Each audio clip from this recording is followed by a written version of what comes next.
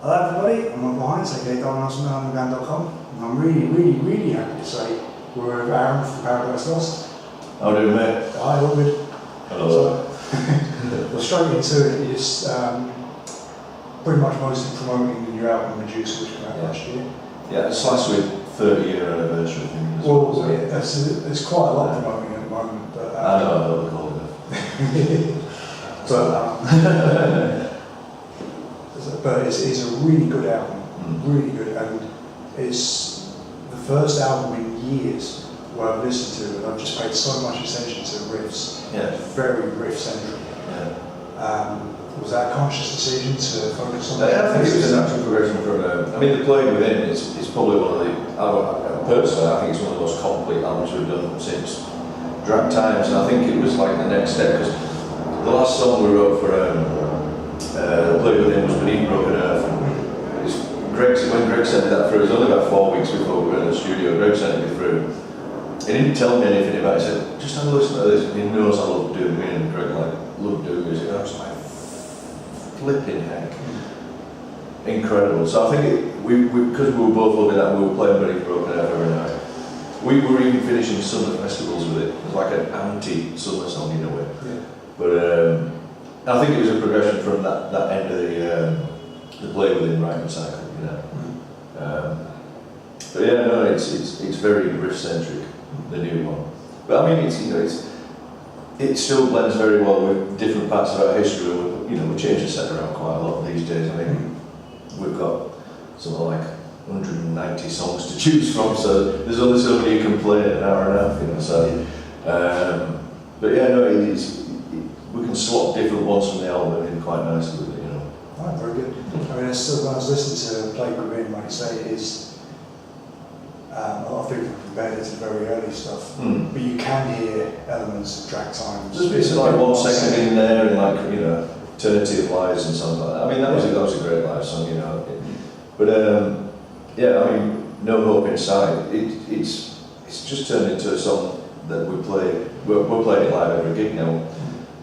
Even though it's not on the new album, we're opening with it because it's just really popular. It always goes down. We started using it the first song on the encore, and it was like people were really into it. So on this one, because it's not our gig, we're sort of starting with it. So, but yeah, just for a laugh as well, we're throwing Small Town Boy back in for these two shows. Yeah, why not?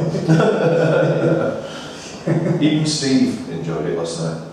He's not a big fan of that song, but it's a strange one when you've done your covers, a Small Town Boy or Missing, and it's one of those things where it's not a metal song at all. But even if before you hear your version, you go, oh, Paradise Lost the version, and you go, oh, I can hear that. Yeah. And it does work really well, especially Small Town Boy, I think. Yeah. I remember when, years ago, I think it was around 1 second sort of time, one of the Drag Time singles had a cover of Walk Away, Sister and Mercy song on it. And we were supporting Sister and Mercy for a few weeks around Europe, sort of late 90s. We said, Andrew, can we play Walk Away tonight? He just went, fuck off. Brilliant. It was hilarious, brilliant. He's a good lad, Andrew, but his reaction was perfect. But it was like, yeah. But yeah, no, the covers, we always try to make them a bit more, you know, into our own style kind of thing, you know. We've done quite a few over the years, really. Some of them, you know, we've played live a few times, and they always go down pretty well, you know. The Small Town Boy is really popular. I don't know what Danzig's crowd, but you know, they enjoyed it at the end, they were like that. But at the end, you got a clap and a cheer, so it was, you know, it must be alright. Why not? Yeah. You're having a bit of fun. Put a bit of an Elvis tone in it, you'll love it. Yeah. I'm named after Elvis Presley, you know. Yeah, his middle name was Aaron. That's right. My dad was a big fan. Yeah. Never forget the day Elvis Presley died, August 16, 1977. I saw the news flash on the telly. And my dad was in the greenhouse. I was like, oh no, I've got to tell my dad. And I went out to the greenhouse to tell my dad, and he was like, he just started crying. I'd never seen him cry before, so I started going, most of the greenhouse crying in there. But yeah, no, so I kind of grew up loving Elvis as well, so I'm with Glenn on that one. Well, now that it's been, let's say, nearly a year since Medusa was released, how do you see it in relation to other albums? I don't know, because we seem to there seem to have always been points where albums seem to come in pairs in a way. You know, it's like Icon and Drag Times. It's like 1 second and Host, Believing Nothing, and you know, Symbol of Life, etc. And this one seems to be like a nice addition to the Play Within. So I don't know. You know what? We're really enjoying 2 guitar players riffing away, harmonies. Yeah, but there again, we never sort of prejudge what's coming next. We don't sit down and hey, you know, maybe the next album should do this. It's with every album when Greg's sort of writing, it's you can have 6 of the songs and it could be the next 6 songs could be nothing like them, if you know what I mean. It's very much about the moment. So it's like all of a sudden you get like 4. You might get the first 4 songs might be all super slow. And it's like all right, it's going to be a slow album, and then the next 3 are like you know fast or something like that. So it comes in spurts, but you know we've never planned ahead.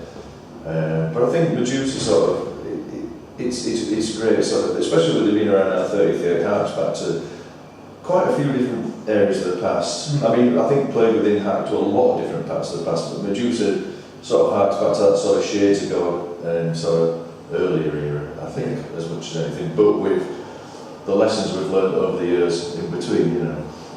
Yeah, I think it's, like I say, it's good accompaniment to Play Within, but for me it's a little bit more accessible than Play Within. Right, not really. Not quite sure why, but yeah, well, that would be a boring world if everyone liked the same thing, you know. Yeah. But it's good to hear. How do you think that? Yeah. But obviously it's not just Medusa you're promoting, right? You've in past year you've re-released Host and Believing Nothing. Yeah. I'm that guy. Host is my favourite Paradise Lost album. Do you know what? Gomez has done an amazing job with remixing that because we didn't have a lot of the original stem recordings, so he's done an amazing job. And Believing Nothing sounds loads better because the only thing is Believing Nothing has some great songs on it, but the mix we never liked the mix because originally got mixed, it was so bad, it sounded not right, so much so that but it had been sent out to journalists in sort of 2000, I think it was, and then they said, oh no, we're going to remix it, but it's getting too close to what EMI called Superstar Traffic, which was Christmas period. By the time they were going to mix it, they said, oh, we'll release it in February, I think it was. But because a journalist put it on LimeWire or something like that. So it was on the internet for 6 months before it was released, and that killed a lot of that album for us.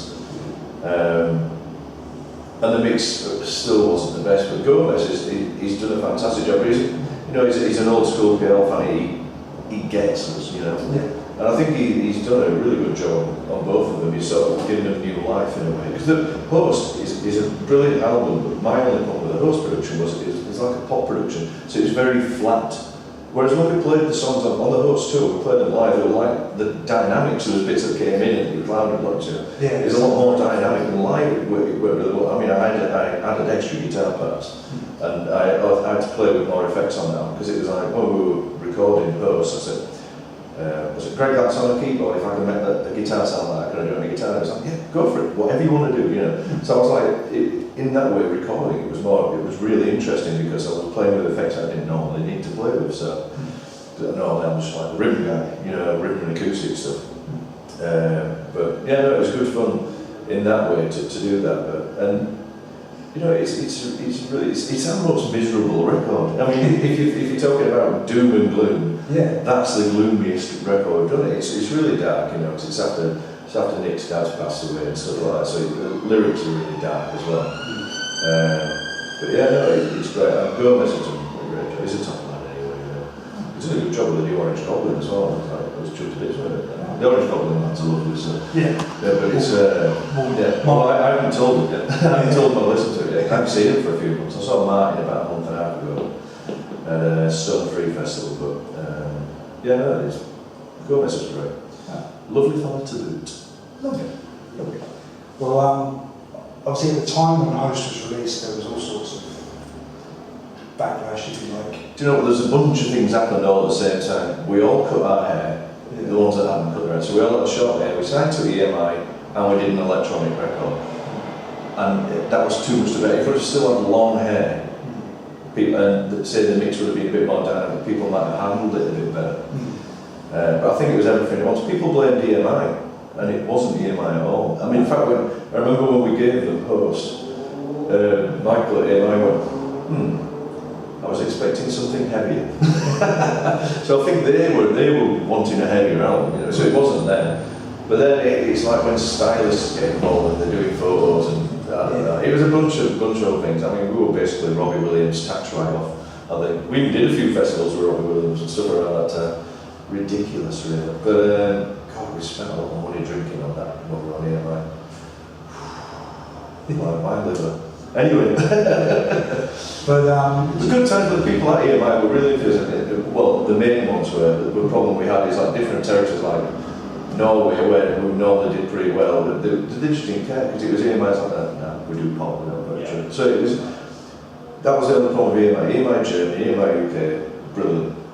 And some other territories were great, and then other ones just didn't care. So it was quite hard for us in a lot of ways there, you know. But yeah, then we moved on to go before they, became, got about that. So then on to Central Media. It's been really nice working gradually with nice ideas. Central Media were great. It was very much like the NFN days again. You know, people are doing it for the music, like the Nuclear Blast people. People who actually love the music, working on it, and they're excited about it. And that makes you more excited, you know. So it's been good over the last 15 years. That's helped push us along, you know.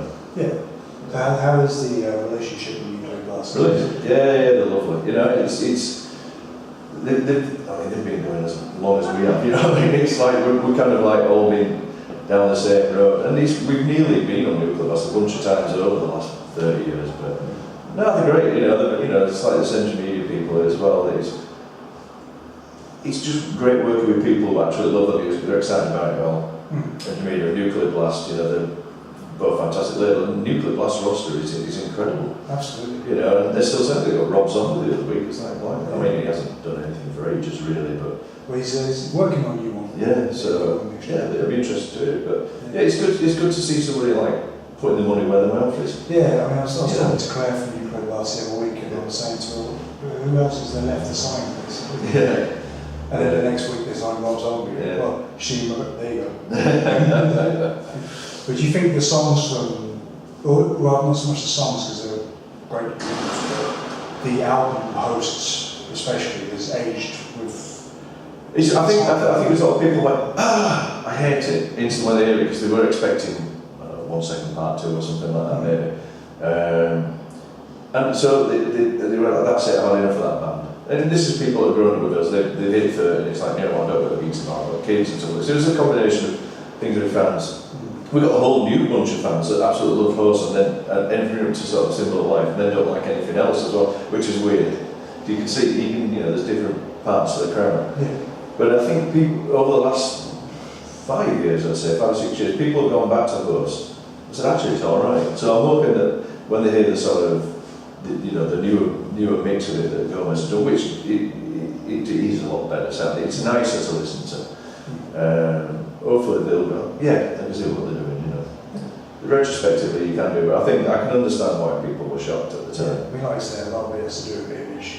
And it's half and half. I mean, literally, I remember, I cut my hair, the last gig I did with long hair was Donington at Monsters of Rock, 96, the last one with like Kiss and Ozzy, Sepultura and that. And about 2 months later, I cut my hair off. Nick cut his hair off first. We were just having enough of it, getting tangled in it, fucking headstocks and brushing it out every night. And I was just like, I was trying to beat nature at her own games. It was going anyway. Yeah. And then it's like literally all I did for about 12 years was first questioning somebody was like, why did you cut your hair? And it's just like, so I really remember when MySpace when that was a thing. My tagline at the top was, it's called head banging, not hair banging. That was my just thought that. I was like, look, it's called head banging, not hair banging. Stop going on about hair. Yeah. So I actually have to head bang more without hair than I did with hair. With hair, you can go like that and it looks like you're going crazy, but without it, you've got to go for it more, which is good because it makes it into a bit more of a workout. I can't lie. Yeah. Free exercise is good exercise, isn't it? Yeah, absolutely. Yeah. But it's still a bit like Metallica in a way when Load came out. And again, a lot of it's they don't cut their hair. Oh, when they had the Hard Time Carbon video with the makeup on. But I think Until It Sleeps, I think it's a great Metallica song. I love that song. I like Load in general. Yeah. But yeah, like you say, it's like people are like, But it's a weird time. It's like, whereas now there's more metal bands with short hair than long hair these days. So yeah. I don't think it matters anymore. I mean, alright, me growing up, when I was like 13, 14, if somebody put their album, I do the same. So I'm not any different to anybody else, to be honest. You know. Yeah. But so I believe recently you played in Dubai. Yeah, last year I think it was. Yeah, first time I've ever been there. You know, they looked after us well. And the weird thing is, we went to a sort of a house party because we were there for a couple of days with the guy who was putting the gig on. And he had just had a few friends around, but the weird thing was there were people at the gig that had come from Iran, Iraq, Jordan, because it was like they were allowed to. Whereas in some of those countries you can't even listen to metal. Yeah. But they sort of fly in, and it was almost like it's not a secret club, but you know, it's like they could go there, literally let the hair down, have a great time, then go home, and it's not a problem. So it was quite interesting in that regard, because we were at this party, we were talking to people from all these places, and they were all just like massive metalheads, you know, but they were just so appreciative that somebody was going over there, and because you think sometimes like, oh, what are you going over there for, and stuff like that, but we're going over there for metal fans, not for any other reason, you know. But you know what, it was a good gig. It was a right good gig actually, and everyone was really nice and super appreciative, to be honest. It's kind of nice. You know, I want to share music with people who love it. You know, it's the best feeling in the world, playing live when people are into it nearly as much as I am. You know, and I feed off them into it. I get because I fucking love playing live. You know, it's my favourite. I mean, I love making albums, but playing live when you're actually looking at somebody who's getting into it as much as you're feeling it. It's hard to beat that sort of chemistry, you know. I love it. It's quite addictive. Well, you know it's something you've created is giving someone that much of a buzz. Well, it pumps you up, you know. It's really cool. Did you have any problems with the authorities over there or anything like that? Because I know no. I mean, but you're told, like, obviously, I mean, not that we don't walk down the street with beer tins or anything anyway, but yeah, you can't drink on the street and stuff like that. But, you know, the guy was looking after us, and most of the things, you stay in the same hotel. The venue was in the hotel we were staying in. So it's kind of like, you know, it wasn't too bad. But yeah, we got taken sort of into their, just got a massive shopping centre basically. And they've got like an aquarium in there, which is pretty incredible. But you know, we sort of just hung out at the hotel. Really, it wasn't much really, but it was so bloody hot and humid. It's just like for a northerner, it's like, well, I mean, it's bad today, you know, but yeah. Well, Paradise. Give me a bit of drizzle and a stiff breeze, and I'm happy. What do you mean a minute doing that? Well, Paradise Lost has had that tag of gothic metal pioneers, if you like. Has that been a label that you've worn to or accepted, or is it just? Yeah, it's kind of. I mean, whether we invented gothic metal or we get attributed that, I don't know whether we did, but I don't know. We like goth music. We like that. You know, the thing is that there are worse pigeonholes to be put in.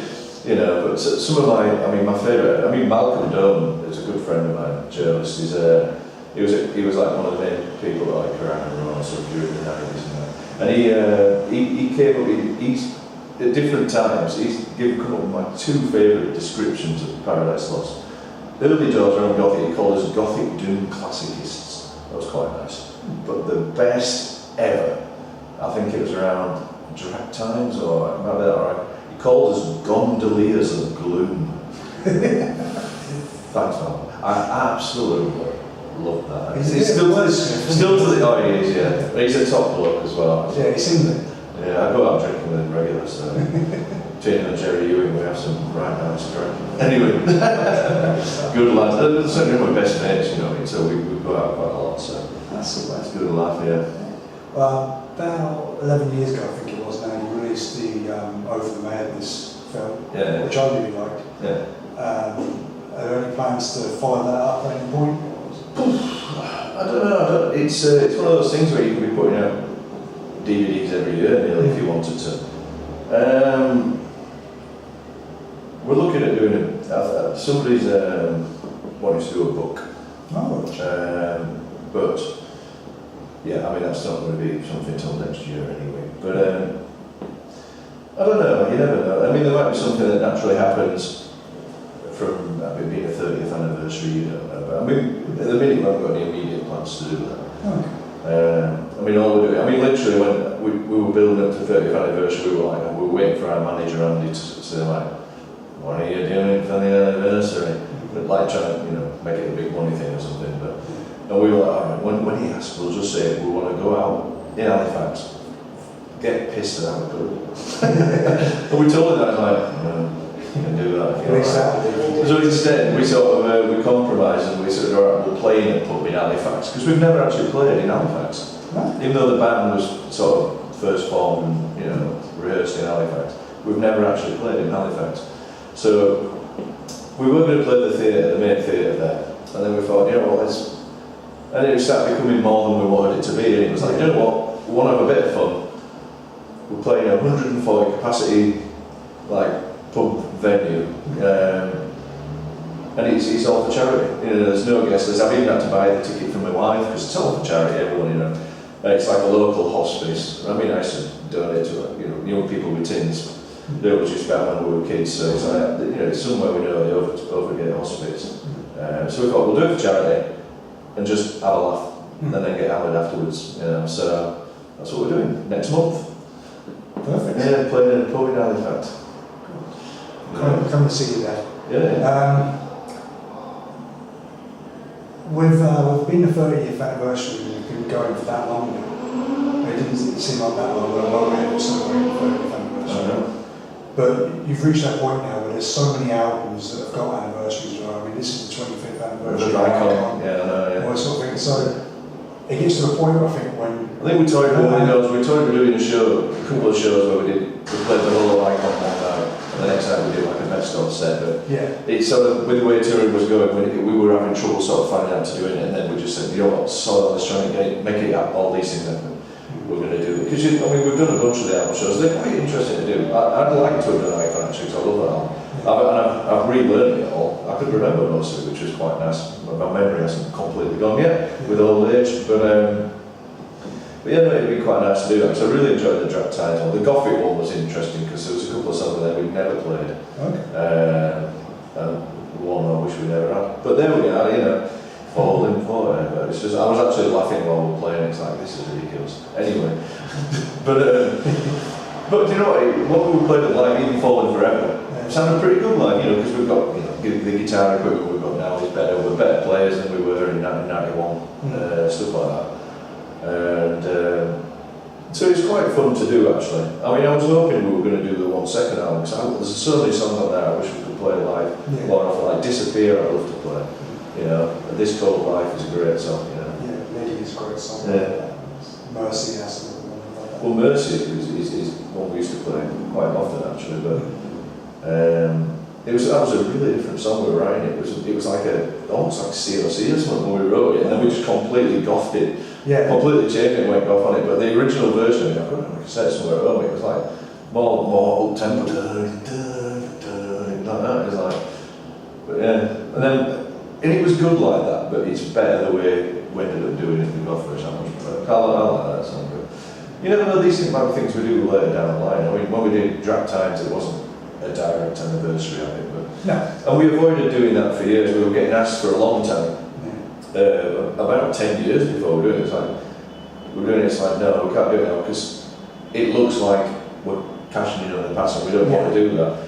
But we waited until we got heavier than Drag Times before we did it, because then it doesn't look like we're trying to get the heavy crowd back. Yeah. And do you know what we did there? It was, we all really enjoyed playing the songs, it's such a good album. Nice. And the song Shades have got on there, it's like I've been dying to play that again for years. I love that song. Yeah, no, it's I wouldn't play a few off that album, but like I say, it's just difficult trying. Some days it's like some weeks we're like just arguing on emails about which ones we're sticking in. But Nick usually does it, and then because Walter he loves PL, he keeps trying to get all the obscure songs in. He's got a few in actually. I mean, we were playing Rise of Denial the other week. He likes that. Yes. We nearly played Horizon's End was nearly in this run as well. But and Honesty in Death, which I think we should play because I think it's such a catchy song. But we're so close to playing these. It keeps it interesting for us changing it around. Absolutely, yeah. I mean, actually got about 190 songs on So, I mean, that's a guess. I've got no idea. It's rough that. But yeah, no, it's yeah, and there's some beauties that we haven't played for years, you know. But yeah, I mean, there's some over the mountains that we're playing at. It's right in my street. Good visual doom solo that just goes pop when it happens. It's brilliant. Greg's a master of doing that. You know, so. it's amazing how much fun the visual doom stuff can be. So Yeah. a few years ago, I saw. It's more emotive. It can be more emotive. I think it's all right. I mean, high energy and like adrenaline type songs, but you need to blend them in with the emotive. Yeah, it's a few years ago now I saw My Dying Bride for the first time, and that is the most miserable experience I've ever had, but it was great. Yeah, but in a good way. Yeah, and it's just when I'm watching it, I'm like, God, that's so miserable. And he's like, it's the guitarist's birthday today, so happy birthday. And we were like, happy. But, anyway, thank you very much for taking this. Exactly. Okay, that's all we're on. Good to meet you, sir. All the best. Good stuff. Of course.